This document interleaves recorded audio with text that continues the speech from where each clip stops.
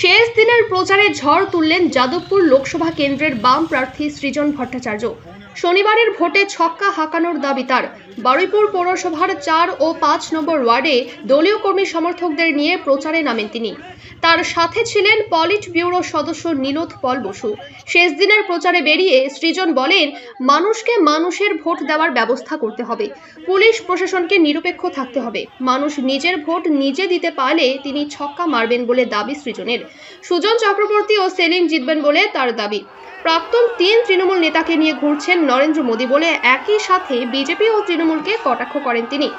Narendra মোদীকেও CPM এ vote দেবেন না বলে বলতে দেখা গিয়েছে। তৃণমূল ও বিজেপি সেটিং করে চলছে বলে তার অভিযোগ। মানুষকে নিজের ভোট নিজে দিতে হবে, তার বন্দোবস্ত করতে হবে প্রশাসনকে। পুলিশ তৃণমূলের সাথে হেলে না থেকে পুলিশ মানুষের জন্য কাজ করুক। নির্বাচন কমিশন আছে, সেন্ট্রাল ফোর্স আছে, আমাদের পার্টি আছে, আমরা আছি।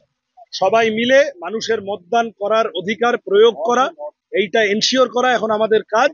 মানুষ যদি নিজের ভোট দিতে পারেন, যাদবপুরে আমার নাম 4 নম্বর বোতামে আছে, যাদবপুরে মানুষ 4 মারবেন 6 মারবেন, 4 মারবেন 6 মারবেন। তৃণমূলের সব কটা ফিউজ উড়ে গেছে সিপিএম এর ক্যাম্পেইন দেখে।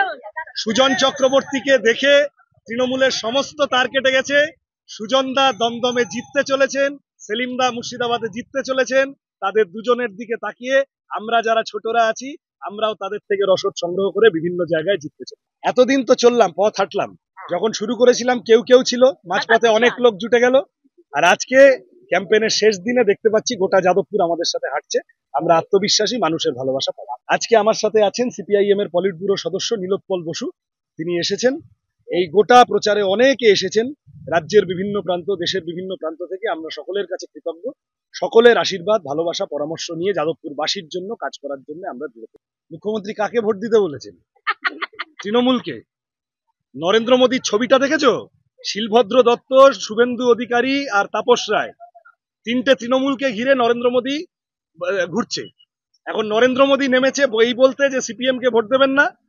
আর মমতা ব্যানার্জি তার রিটার্ন গিফট হিসেবে বলেছে আমি 1 তারিখ ইন্ডিয়া জোটের মিটিং এ যাবো না।